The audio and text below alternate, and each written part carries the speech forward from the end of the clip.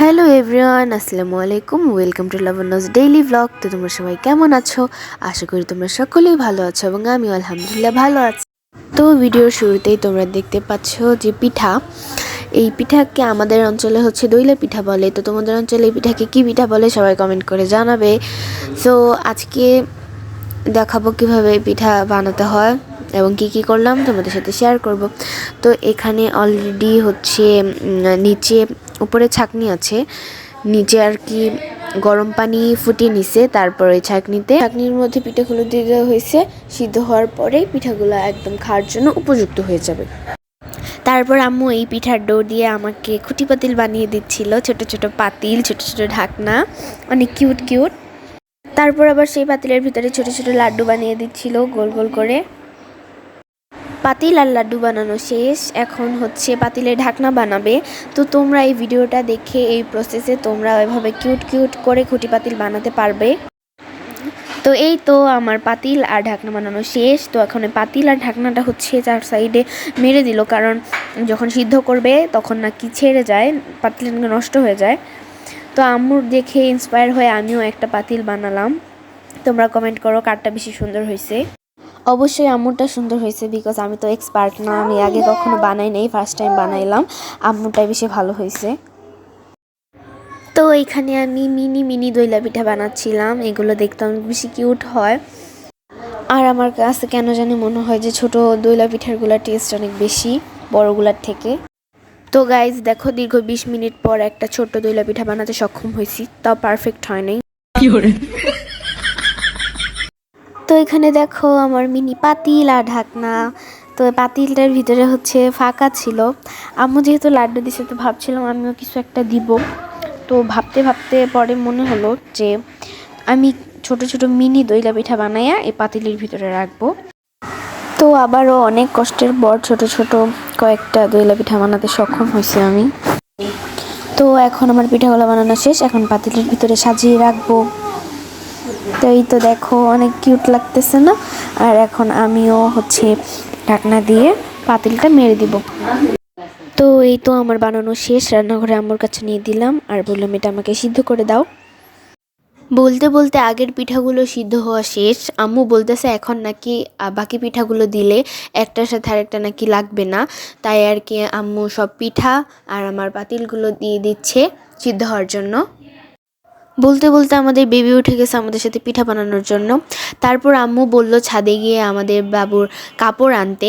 আমাদের ছাদে চারপাশে বিল্ডিং হওয়ার কারণে রোদ আসে না, তাই হচ্ছে পাশের বাসার ছাদে দিতে হয়। এই ছাদটা আমাদেরই। আমি এখন সব কাপড়গুলো নিয়ে ঘরে চলে এসেছি। তারপর বসে বসে ওয়েট করছিলাম কখন আমার পিঠার পাতিলগুলো সিদ্ধ হবে। তারপর আম্মু আমাকে ডাকতেছিল আর বলতেছিল যে আসো ভিডিও করো, পিঠা মনে হয় হয়েছে। তো এইখানে আম্মু হচ্ছে একটা ভাজি কাটি নিয়ে তো পিঠা নামিয়ে মাঝখান দিয়ে কেটে মানে চেক করছে যে সবগুলো হয়েছে কিনা ঠিক মতো। তারপর ভালোভাবে চেক করার পর ভালোভাবে দেখে আম্মু বলল যে হয়েছে। তো এখন এই সবগুলো নামানো হবে। আর দেখো এই সাইডে আমার ছোট ছোট পাতিলগুলো, আমি এগুলো দেখার জন্য অনেক বেশি এক্সাইটেড।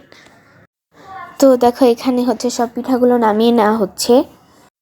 এখন হচ্ছে মেন টুইস্ট, আজকে আমি তোমাদের সাথে নতুন একটা রেসিপি শেয়ার করব।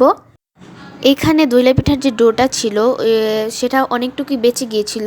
সেখানে হচ্ছে পরিমাণ মতো মরিচের গুঁড়া, পরিমাণ মতো হলুদের গুঁড়া, পরিমাণ মতো সজের গুঁড়া, পরিমাণ মতো লবণ, পরিমাণ মতো জিরা বাটা, পরিমাণ মতো রসুন বাটা, পরিমাণ মতো আদা বাটা, মানে রান্নার কাজে যে যে মশলা ব্যবহার করা হয় সেসব সব মশলাই একটু একটু করে দিচ্ছে।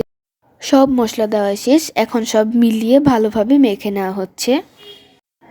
তো সব মশলা মিক্সড করার পর তোমরা হচ্ছে এইভাবে হাতের সাহায্যে গোল গোল করে হালকা চাপ দিয়ে গোল করে নিবে।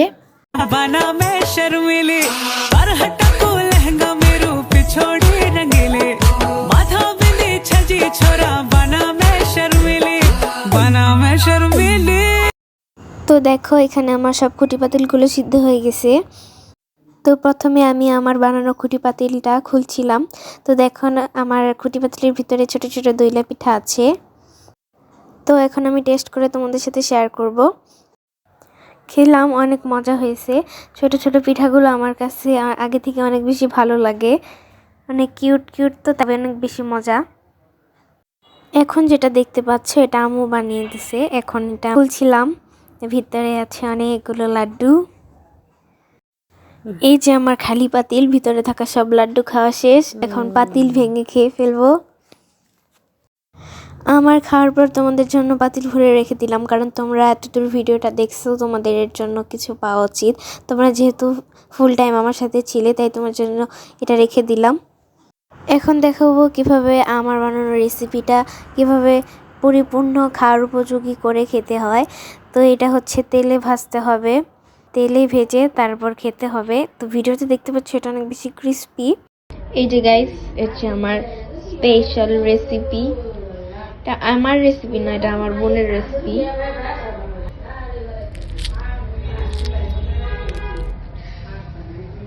অনেক গরম।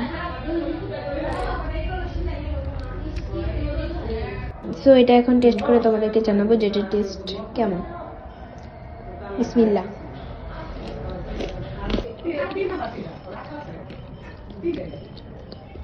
লিটারালি গাইস অনেক মজা, অনেক অনেক অনেক মজা। তোমরা চাইলে বাসায় এটা ট্রাই করতে পারো, অনেক বেশি মজা, স্ন্যাক্স হিসাবে বেস্ট। এখন তোমাদের দেখাবো আমার রেসিপিটা কীভাবে তোমরা ফ্রিজে সংরক্ষণ করতে পারবে।